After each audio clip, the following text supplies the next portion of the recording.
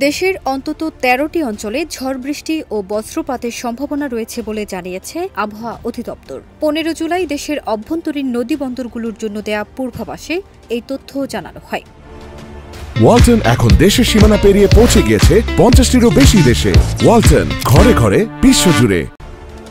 পূর্বাভাসে বলা হয়েছে, রাজশাহী, পাবনা, ঢাকা, ফরিদপুর, যশোর, কুষ্টিয়া, খুলনা, বরিশাল, পটুয়াখালী, নোয়াখালী, কুমিল্লা, চট্টগ্রাম এবং কক্সবাজার অঞ্চলের উপর দিয়ে দক্ষিণ বা দক্ষিণ পূর্ব দিক থেকে ঘণ্টায় ৪৫ থেকে ৬০ কিলোমিটার গতির দমকা বা ঝড়ো হাওয়া বয়ে যাওয়ার শঙ্কা রয়েছে। এসব এলাকায় কিছু কিছু জায়গায় বৃষ্টি ও বজ্রসহ বৃষ্টির সম্ভাবনাও রয়েছে। এ কারণে সংশ্লিষ্ট নদী বন্দরগুলোকে ১ নম্বর সতর্ক সংকেত দেখাতে বলা হয়েছে।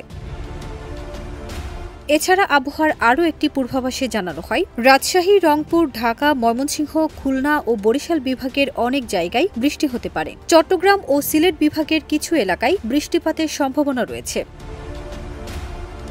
বিশেষ করে রাজশাহী ও খুলনা অঞ্চলের কিছু স্থানে মাঝারি থেকে ভারী এবং কোথাও কোথাও অতি ভারী বৃষ্টিপাত হতে পারে।